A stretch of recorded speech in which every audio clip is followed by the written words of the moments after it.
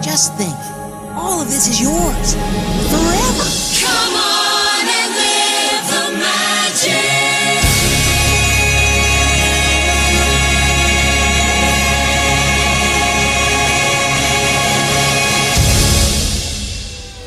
Hi everyone, and welcome to Live the Magic Diamond Days, Part 3. In this mini-series, we take a deep dive into the entertainment offerings created for Disneyland's Diamond Celebration, ending with the actual day, July 17th, 2015, Disneyland's 60th anniversary.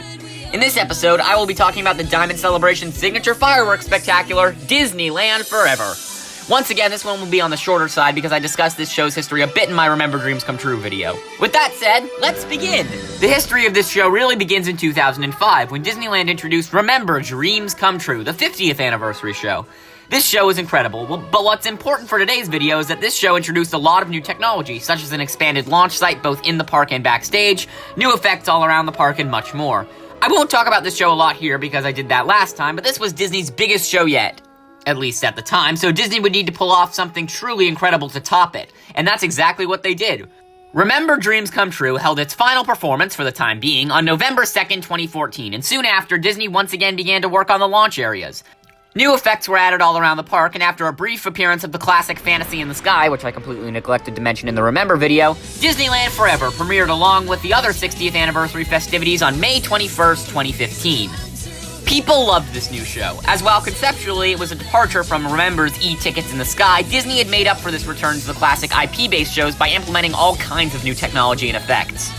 Among other things that will get discussed later, this show was the first to feature HD projections on the castle and along Main Street. The original run of Disneyland Forever lasted through the duration of the Diamond Celebration, ending on September 5th, 2016, after which it was once again replaced with the original Fantasy in the Sky to complement the returning Main Street Electrical Parade.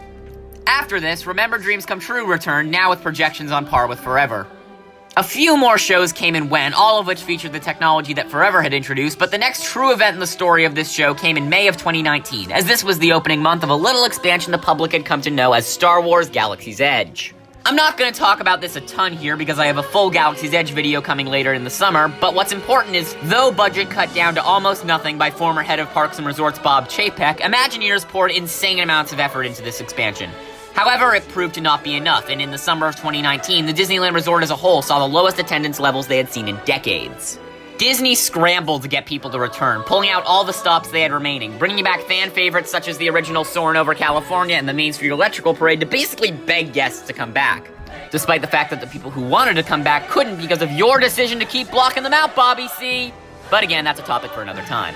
Another experience that Disney brought back at this time was, you guessed it, Disneyland Forever. And though this run of the show had a severe cut-down level of pyro, it was still pretty darn amazing. In the end, though, even bringing back the Country Bears or the People Mover couldn't have saved Disneyland's dwindling numbers from management's atrocious policy of excluding local pass holder crowds through most of this time. All of the returning experiences ended after the summer was over, including Disneyland Forever, which had its final performance on September 3rd, 2019. While it was initially replaced with the seasonal festivities, the quote-unquote permanent replacement of Disneyland Forever came in the form of the nearly unwatchable Mickey's Mix Magic. I ranted about this show plenty last time, so I won't do the same again here, but this show is a mess, using the same technology as Forever, but lacking all the charm.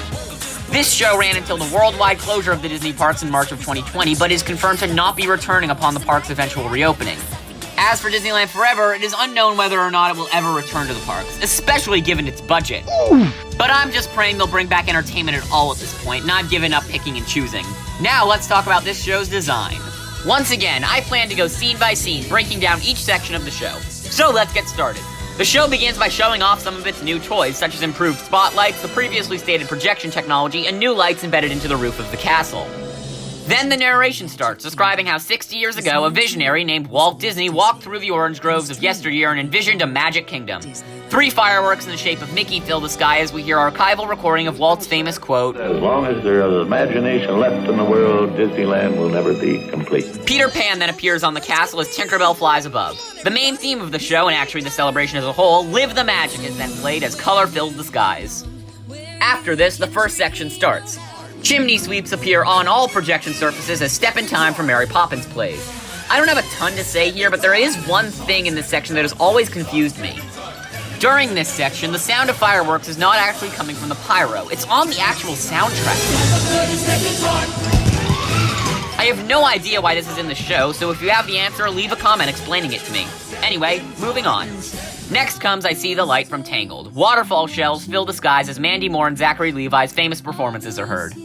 Alongside these, shells in the shapes of the famous flower from the movie are seen, along with the famous couple and floating lanterns appearing on the castle. The scene then ends as shells shaped like hearts illuminate the sky, though these would often get redirected by the wind, pointing them in the wrong direction as seen here. Next, a swarm of bees fly by the castle as walls of honeycomb emerge on every projection surface. Huh, I had no idea Disney turned the castle into a Joffrey's.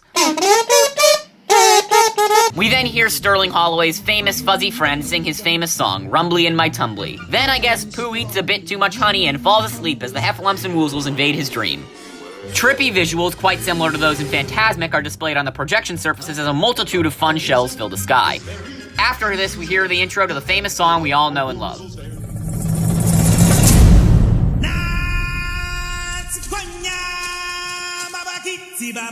This section isn't super interesting, so let's move on to this beauty. Various jungle-based animals appear before King Louie sings his famous song to Mowgli, and then this happens.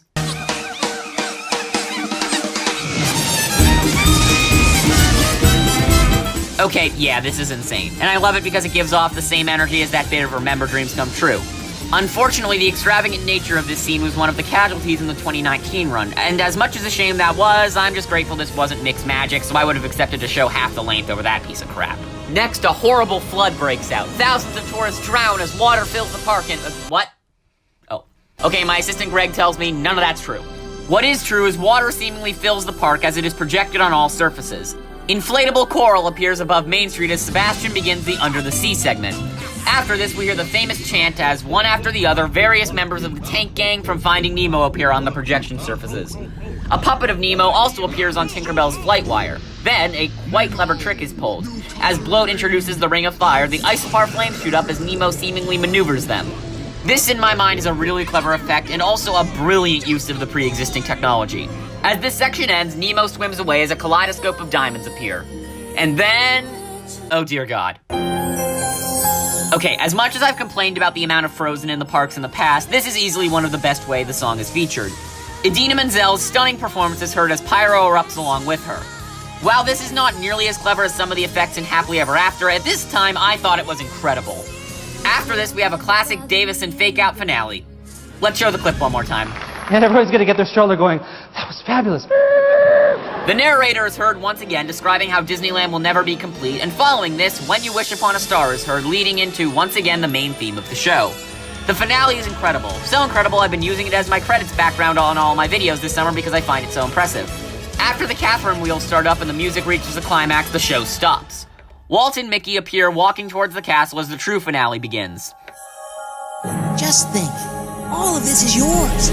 Forever. Come on and live the magic.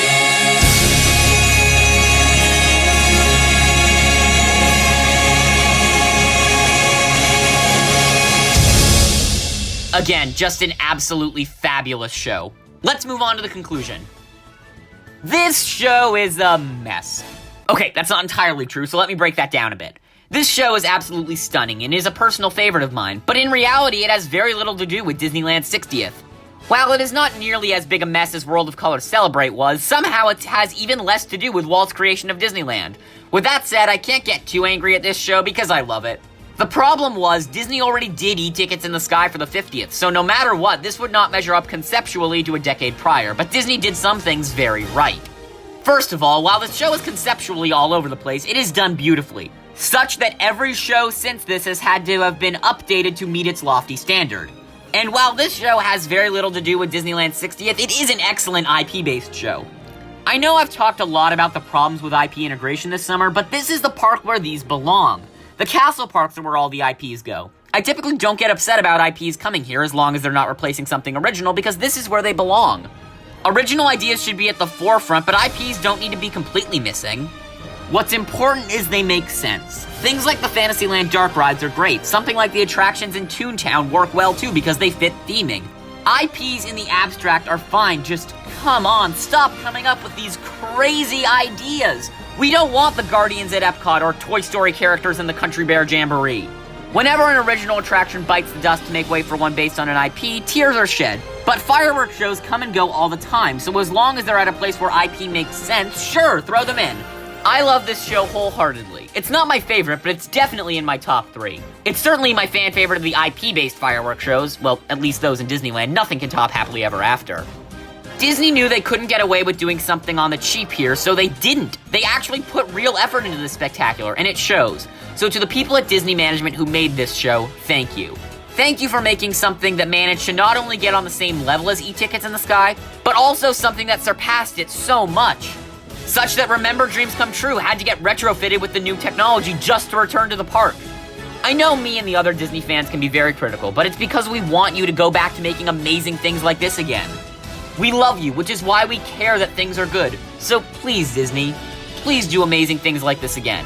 And if you have to recover from all this nonsense first, I totally get it. Oh, and while you're at it, can you bring this show back? Thank you for watching part 3 of Live the Magic Diamond Days. If you enjoyed it, please consider liking the video and maybe even subscribing to my YouTube channel. Be sure to tune in next time when I talk about the actual day, July 17th, 2015, Disneyland's 60th anniversary. There are a lot of other videos coming out this summer too you won't want to miss, so be sure to click the bell icon so you get notified when we upload a new video. Have a great, big, beautiful day, and remember, tomorrow is just a dream away. Step into the magic. Every color shines so bright. Step into the magic. Step into the magic.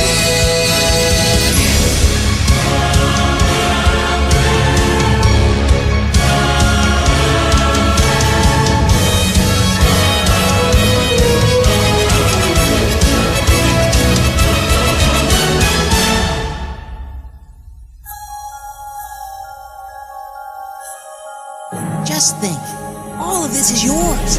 Forever. Come